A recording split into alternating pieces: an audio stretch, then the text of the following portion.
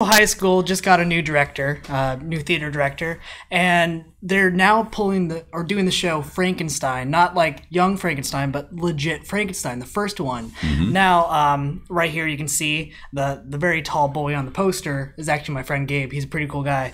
So is he a legit Frankenstein? Is he Frankenstein? He's not Frankenstein, actually. he's not.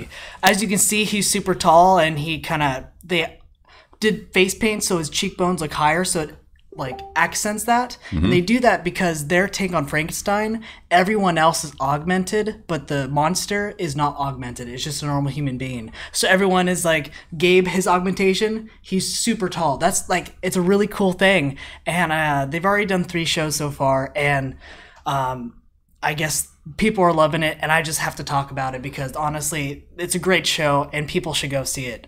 I thought about. Well, does it run through next weekend as well? Yeah, it's May 3rd, May 4th. I believe that's 5th, 10th, 11th, and 12th at 7 p.m. And then the 12th is also at 2 p.m.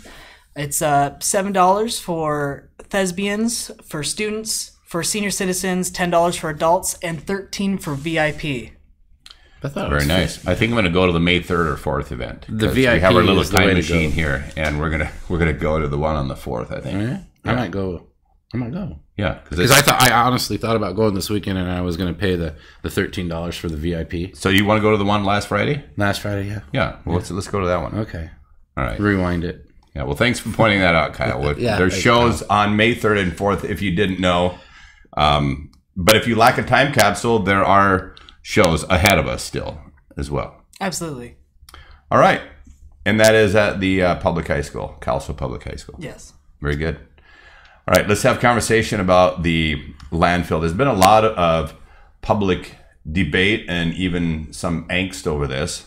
It's kind of an interesting thing for me is that whenever people develop opinions, ideas about things, sometimes there's this void of information, and people are notorious for filling voids with negative information. Have you ever known anybody to take a void of information where they don't know something about something? Have you ever found an opportunity where they go, wow, the best possible thing must be coming out of this?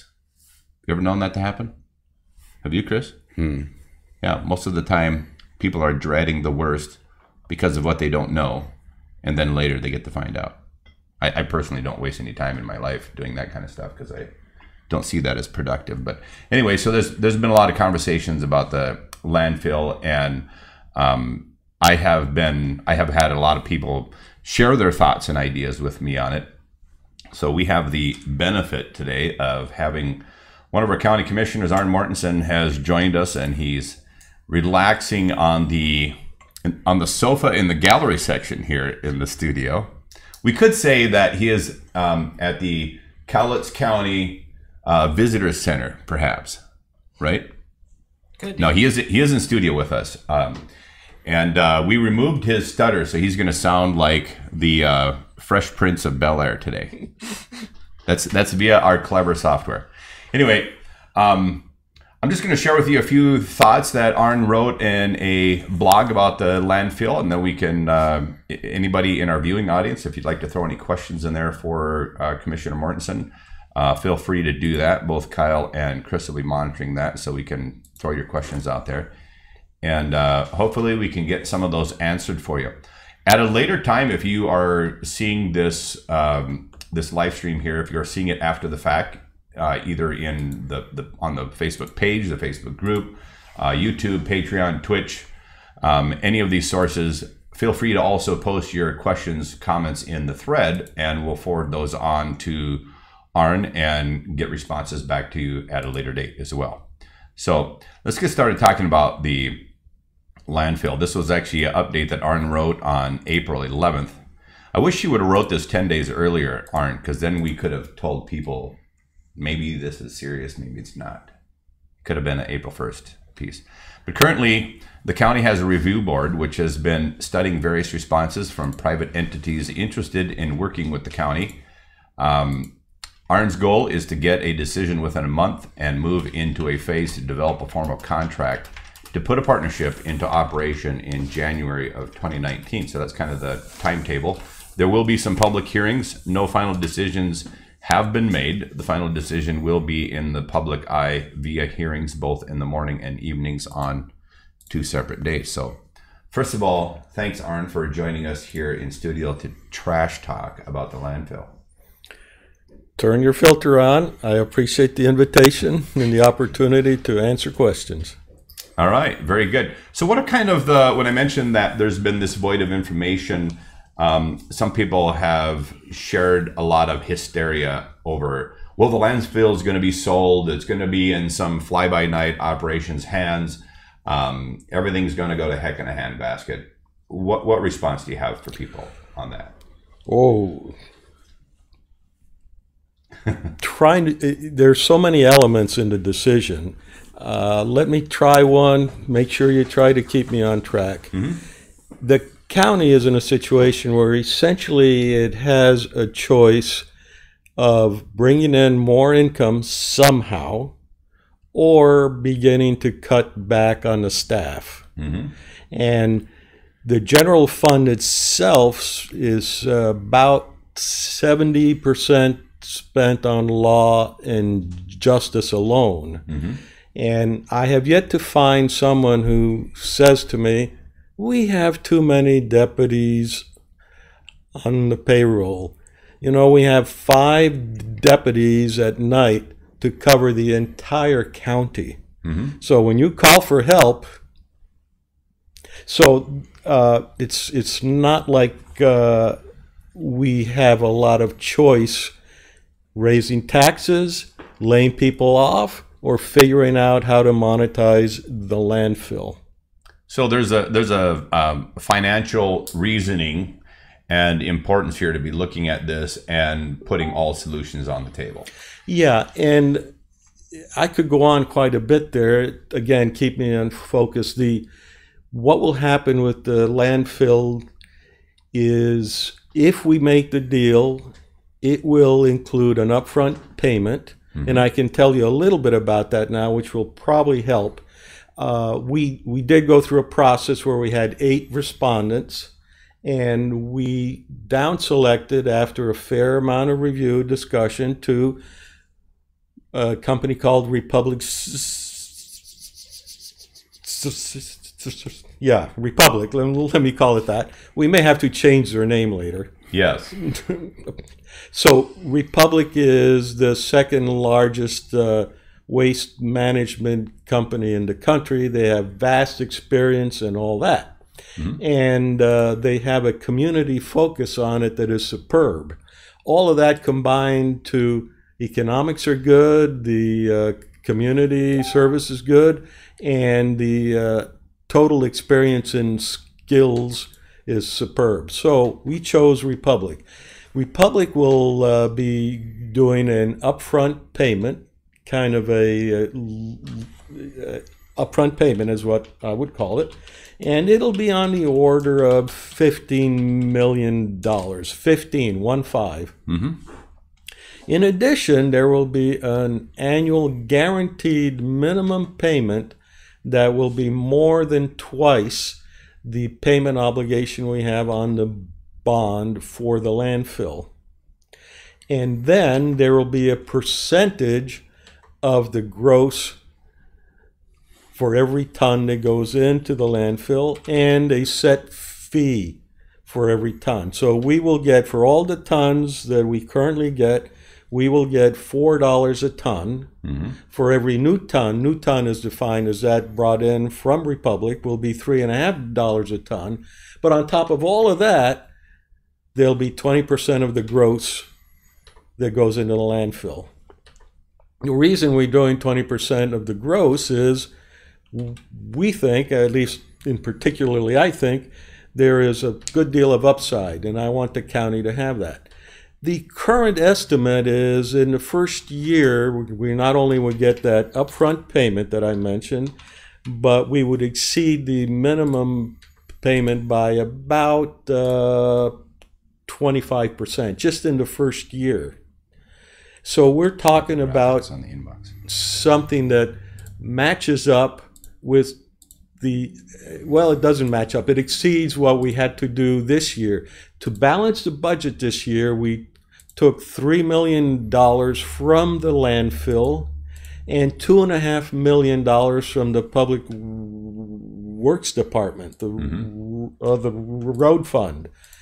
That's $5.5 million, and we did that to balance the budget. Even though we were told by some post-decision, well, you should have not done that, you should have just laid people off. We need to stabilize the county and proceed forward wisely. We have too many undone projects, or too many unmaintained projects, if you will. Mm-hmm. So you should get me back on track then, please.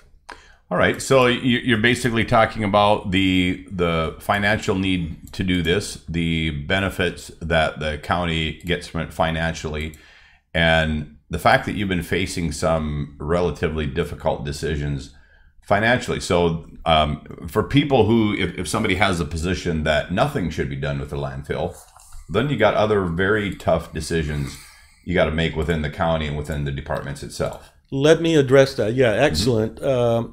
Now, before I do that, hope I can hold my thought. In addition to the economics I just mentioned, Mm-hmm. there's the risk mitigation. Mm-hmm. So by hiring Republic Services as the operator of the landfill, they're not only going to operate it, they're taking upon themselves risk. Their minimum payment, for example, is not predicated on, well, if business goes bad, you won't get your payment. Mm-hmm. If business goes bad, they eat it. Mm-hmm. If we keep it in the county, we are the backstop, Mm-hmm. and we just don't have the strength. If the economy goes bad, much of the material that we've recently brought into the landfill will go away, Mm-hmm. because it's construction materials. Not a good material to have in the landfill anyhow, because it doesn't compress that well, and it's the bottom, it's the dregs. So risk mitigation is important. If the county decides to keep the landfill, and by that I mean in probably the latter part of June, after the several public hearings, if the commissioners then decide that the county is going to operate the landfill, they face some serious issues. Mm-hmm. One is no risk mitigation capability that they have. We will be our backstop. Two, they will have to invest a considerable amount of money to bring the landfill up to be able to compete with people like Republic or Waste Management or Waste Connections, Mm-hmm. because those folks have the business with the municipal solid waste outfits. Not only do they have the landfill, they also have the trucking. So even if we go up to Seattle and somehow manage to convince someone to bring their trash down to us, we have to develop some means to bring the trash down. I think, though, Seattle is actually already sending all of their Right, trash. I out. was going to say I think that's that. already happened. That's the political trash. Yeah, the political You trash. took Okay. my joke. Yeah, thing about I think we're political- getting tons of trash from Seattle. Yeah, more than what Yeah. we want. So we don't have the money. By the way, to interrupt you further, can Please. we, when that trash comes down from Seattle, can we just send it straight to the landfill? Is that possible to do? Unless some constituents here divert it. Oh, okay. So, all right. Sorry to take you off track. Yeah. In addition to other things, the current successful respondent, Republic, is an expert in dealing with the gas problem at landfills. Mhm. So currently I can use Klickitat, the landfill in Klickitat County, as an example. Republic began with doing all the right stuff so they could get the gas, and they fed a reciprocating engine power plant, and that paid for itself in under 2 years, as I recall. And Mhm. they said, we can do better than that. And they converted it to a gas to a to the turbine. And today they're generating 25 megawatts of power off of the landfill gas. That's quite a bit of power. Mm-hmm. But that's not even the best way of using that. And so Republic, in conjunction with the Klickitat PUD, is looking at taking that gas and actually feeding it into the main commercial gas line, because there are many benefits for doing that, Mm-hmm. both economic and just practical. What we do today at our landfill is we flare the gas off. That means the gas goes out and we put a match to it. That's a crying shame. So I look forward to being able to handle that. Mm-hmm. There are several other issues that when we have the final agreement with Republic, it will have something in there that we can't do if the county keeps it. Mm-hmm. What will be in that agreement is a guaranteed fixing of the prices to the landfill. Before we decided to see if there was interest in our landfill, we were told by the former manager of the landfill, sell this thing. Mm-hmm. Well, we certainly aren't going to sell it, but we're going to get a new operator. Mm-hmm. The reason he wanted to sell is he was scared to death of the clean air rule, and he did a fairly extensive analysis that was realistic.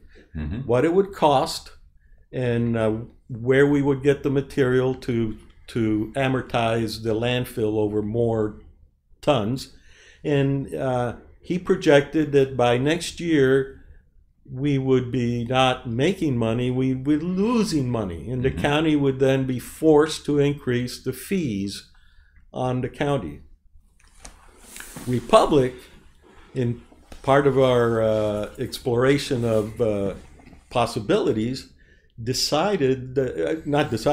said, we'll hold the fees flat for the entire county for municipal solid waste for 5 years. Mm-hmm. No catch up, and we'll continue to honor the increase, which is at the 0.8 times a CPI. Mm-hmm. Some people have argued with me, which CPI? And I'm saying, really? There are many other issues to discuss rather than the fractions of differences in the CPI. So one thing that will happen regardless, if Republic Services ends up signing an agreement with us, that means we cooperated, the Board of Commissioners approved that, the employees at the landfill in that case will have a choice. They can come back to the county or go with Republic. Mm-hmm. Republic will honor all the CBAs that are in place. No issues there. If the county keeps the landfill, then we will need more. We will need to keep the staff we have. So it's kind of a non-entity. No one's going to lose their job over it. When I mentioned risk mitigation, Republic Services will take upon itself the closure and post-closure obligations, and we don't have to do anything on that. Mm-hmm. And they are experts at that. I've seen it. I've talked to their environmental guy, and of all the people I've ever talked to, I was happy to listen to him. He made sense. He was technically strong. Apropos, he didn't ramble on like some commissioners do. Oh, excuse me. Yeah, exactly. So the kind of the summary of what you're talking about is that the landfill, the county itself, including the landfill, but the county itself has a fair number of financial challenges, and the landfill creates an opportunity where you can help address part of that. So that's part of the reason to look at this, is that it creates some economic options that the county currently doesn't have. Secondly, when you mentioned about risk mitigation, I think about, even business people going into business, and part of the reason you get a partner is for risk mitigation. and also to hire additional expertise to take care of things that may not be my strength or Chris's strength or Kyle's strength. What a concept. You bring other players to the table. You know, in today's world, though, with all these people who are offended with anybody who thinks differently than themselves, I share with them that, you know, good partnerships are put together by people with varying levels of expertise. And if you're bringing somebody in who has a long history of expertise in this area, and it's expertise the county doesn't have that can be improved on, you're sharing risk, you're addressing a financial issue as well. It seems like there's a positive on a number of levels why even a closed mind ought to open their mind and, you know, consider these options. One of the questions that I have, and this actually isn't necessarily related specifically to the landfill, but we've had previous discussion about this, and you've thrown a few different ideas out there that help, because one of the reasons why the county is facing the financial issues that we are is there's a number of other big projects in our county, like Millennium Bulk Terminal or the Kalama Terminal, the various projects that have really been stifled in this county from growth. Those are part of the reasons why the county is looking at this financial situation that we have, because you aren't seeing progress on these projects that really should be moving forward. This could actually end up being another issue potentially that people stand in the way of. And I'm wondering at what point are people here in our community in Cowlitz County going to wake up, smell the roses, and realize that there's a financial crisis here in this community, and most of it's been self-inflicted. When I hear about people complaining about progress and you know, whether it be the county or our businesses or our projects attempting to move things forward, and you have all this opposition that's out there. Interestingly enough, most of this opposition are either retired people who don't have a great deal of interest in seeing progress. I mean, it makes no difference whether things go ahead or behind. Their standard of living remains the same. And then all these bust-in people from the outside areas. The bust-in Portland, people. Seattle, wherever. And those aren't the conversations I'm interested in. I'm interested in people like Kyle, who's graduated from high school last year and has a future ahead of him in the county, and Chris, who's raising a family here, and myself, who's raising a family here, and many other people who are raising families here. What do we need to be doing as a community so that growth, financial responsibility, risk mitigation, all these different things are being taken into consideration? And so one of my questions out of all of this, I think about that. And so let's say this this partnership works out. It sounds like it has great potential to. Let's say that this partnership works out. We address some of the short-term financial concerns. How do you have you given some thought and consideration on how potentially this landfill situation could be leveraged so that the county and all of its wonderful irresponsibility with funds, and you know how governments work, that we actually help address some of the financial issues down the road? Are there opportunities to do that as well with this landfill situation? Yes, actually the rationale behind the long-term contract, which is really the lifetime of the landfill, is something we could have traded off and just said, why don't you just give us a huge lump sum up front? And there's several problems with that. The one problem is that money would be squandered. It'd be like the lottery winner who's broke within 5 years. Exactly. Yeah, exactly. And so I know it's a little bit possibly high-handed of me, but I wanted a long-term contract where a steady, dependable income could come along with growth with no real downside risk to it.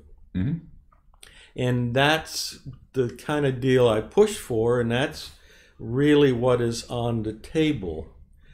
And I believe to me, it's a no-brainer. Now, as a lump sum, maybe we could have gotten, rather than say $15 million or more, maybe we could have gotten $150 but nothing thereafter.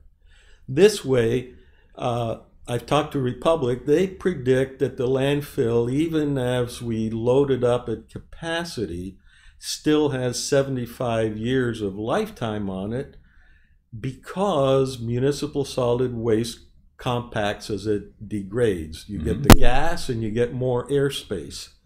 So 75 years of, let's say, a minimum annual payment of $6 million, and that's just the bottom. That's 300 million plus half again. That's 450 million that we will get over that span of time, and that is the minimum. I mean, I'm talking to you about the floor. So the pressure for us in the future, if that deal goes through, is we will be able to take care of the fundamental government obligations like law and justice without having to tap the taxpayer. To me, that's a goal. Right now, stabilizing things is what this will buy us and give us an opportunity to do a better job than has been done in the past. We're in a bind now because, well, never mind. Let's look forward there. So the hearing dates that are coming up where public can get involved and put in comments, give feedback, any idea on what might be some possible dates ahead of us? Yeah. Unfortunately, like all best laid plans of mice and men, I will be gone shortly for 2 weeks, and so will one of the other commissioners.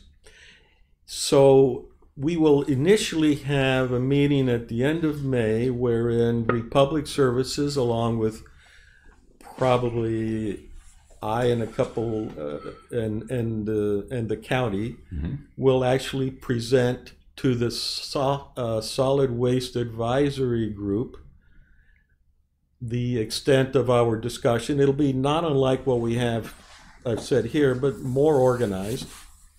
And we hope to get input from them saying, yeah, but did you think of this or that? And music will be if they find something that we've overlooked, because we can address it then.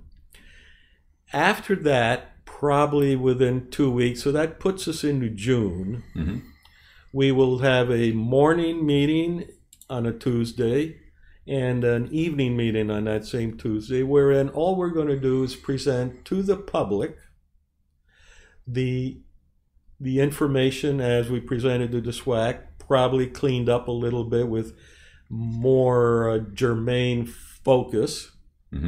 And then we'll do that same thing again, probably in the span of 2 weeks.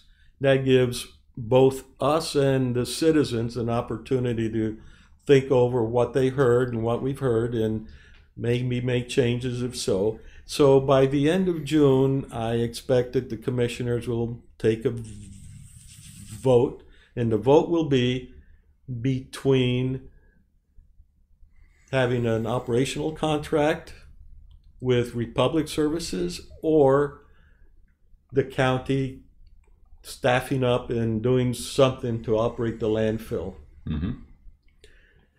If all goes well, and I don't see why, actually I really do think it's a no-brainer. By the end of the year, we should have a contract. The negotiations in the contract are not going to be onerous, but they're extensive. So we should have new operator or a new operator philosophy, either way, at the beginning of 2019. Okay. Knock on wood.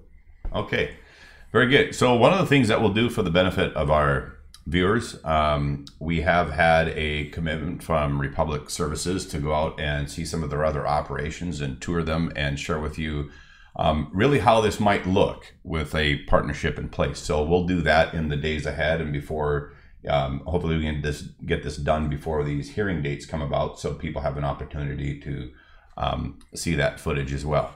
So thanks for coming and joining us here today, Arnon. We hope the feedback for our viewers was productive and you learned something from that. And again, we'll share our footage from a tour of Republic Services as well in the days ahead. Let's move on to our other story here, Kyle. A Seattle police officer is under review right now for possible discipline. And what happened here according to what the title says, Seattle police released dramatic video of ICE axe takedown. Officer faces discipline. Before I comment on this, Chris, since you haven't seen it, let's roll the video first and then share with people. I'll share with people my thoughts.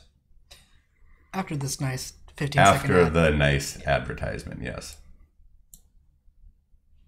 They're probably enjoying the sun right now before it starts raining. There you go. All right, so here it is.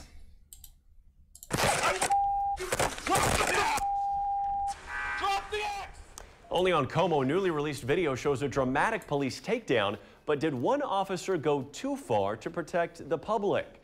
That Seattle officer now faces discipline for how he subdued a man armed with an ice axe. Como's Joel Moreno live with the video now at the center of this whole investigation. Joel. Morgan, this started as a robbery call right here at REI. It ended with an officer doing a bear hug type tackle of the man with the axe. Now, it's that tackle that's now being investigated as a failure to de-escalate. The Seattle police footage begins inside REI, where a man had just stolen an ice axe and held it up to threaten store security who tried to stop him. Police tracked him outside the store, calling for backup. So he's been swinging, he's looking back at me, and he's holding it up like this, like he's gonna swing it at me. But the man refused to stop or follow commands. Drop it now! On the ground. Man, it's okay, just drop the ice axe. The president of the police union says officers had limited choices. At some point, if we don't act, someone's going to get hurt. Officers followed the suspect for blocks and at the same time tried to clear the streets. Look, step away, please, step away. Get out of the way! It's at that point that Officer Nick Gusley joined the effort. The suspect made his way into a narrow corridor and police tried to press in, but the man held the axe over his head. Moments later, Officer Gusley came up on the right-hand side and made the tackle. Get on the ground! Drop it! Drop the axe! I thought that it was a commendable act. The alternative is to continue to let him walking until he walks into somebody that he's clearly having a mental break and he hits him in the head. And then what? Then the question would be is, why didn't you act sooner? You can cut it there. Well, All right, so there's the footage on the Seattle police officer. Chris, first of all, your thoughts, having seen it the first time. Well, I can't believe that they're having to defend themselves on this. This gentleman walked into a store and he committed a crime. He stole something, and then stole an axe. Yeah, he stole a weapon. Let's just go ahead and call it what it is. It was a weapon. And then he went out and okay, so he's already committed one crime, and then he walks out the door and he just starts randomly walking down the street. I understand this guy was having a mental break, and you know, we did talk about this a little bit beforehand, and I'm right there with you about what you said earlier. That you know, they should have taken this guy down as soon as they found him. It says in there they followed him for blocks. Like plural. Blocks. Listen, I understand that some people out there believe that de-escalation is the way to go every time. But when you've got somebody who's mentally unstable and they admit that this guy was having some kind of mental breakdown, you cannot wait to see what his actions are going to be, because somebody could end up dead. Just like the union guy there for the police department said. You know, at some point we had to act. We had to do something. They're walking down city streets where other pedestrians are also walking. I guarantee you, if this guy had like an AR-15 or a pistol or a knife, they probably would have shot him. So, I mean, my first thought is, this guy is very lucky he didn't get shot. Yeah, very lucky he didn't get shot. I mean, he's lucky he didn't get taken down by another citizen, because that's a threat. The guy's walking down the street with an ice axe, incoherent, waving it around. I mean, that's a threat to other people, not just the officers, but threat to other people. So all of those people out there that are screaming that this could have been handled differently and stuff like that, you're wrong. Actually, as I shared with you, I think it could have been handled differently. I would have tackled him before he completed his first walk. Well, yeah. I mean, Well, it took a few minutes for the police to get there, Yeah. you know, and stuff like that. But I mean, they knew what the situation when they arrived, that he had stolen from a store, armed himself, and was walking down the street in a menacing manner. But when a person who's carrying an axe wanders out onto the street and he's now going down a sidewalk where other pedestrians are at, and he's being followed, you can hear the police officer even warning other people to stay away from him.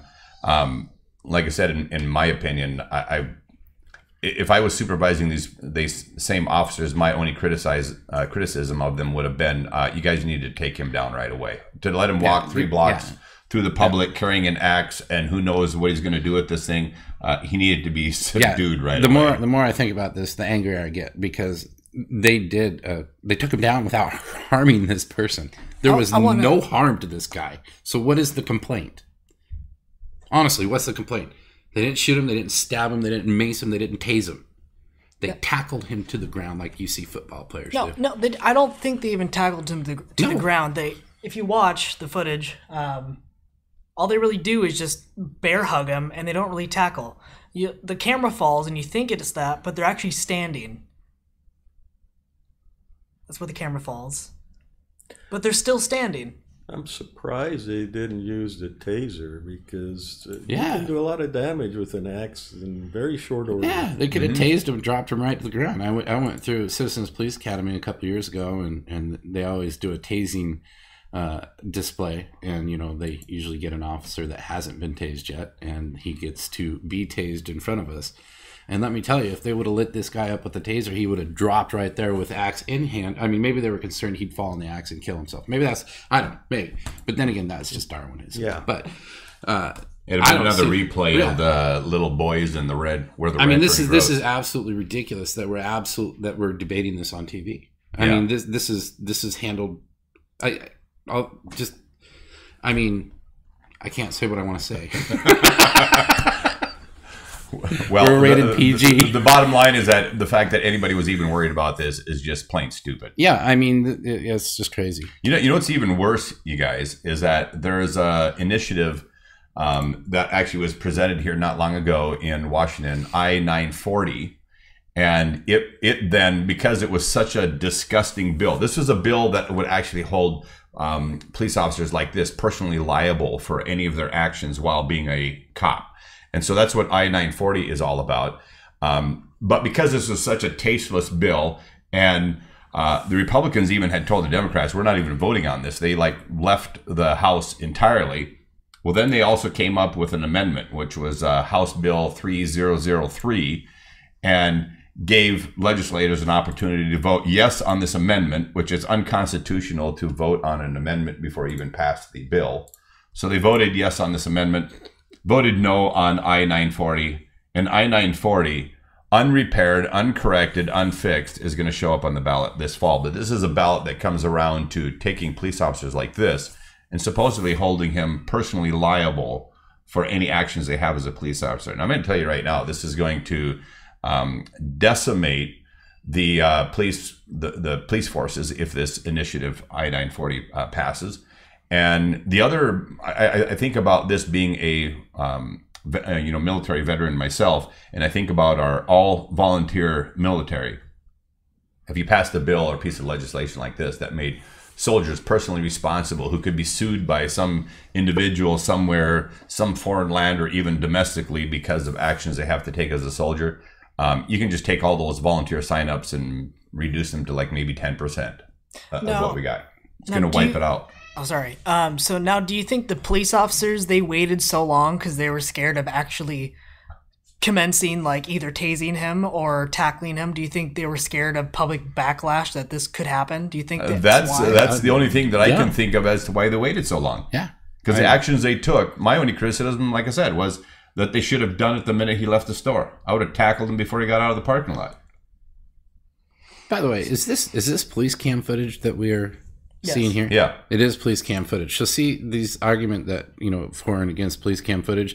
In this point, this is a great argument. Keep in mind, Chris, that this right against the side, this is a concrete barricade. Right, yeah, there's no... Okay, so he has him pinned against the barricade. That police cam you're seeing, it's him on his feet.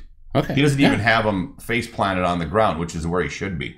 Both he and the officer are standing. Yeah,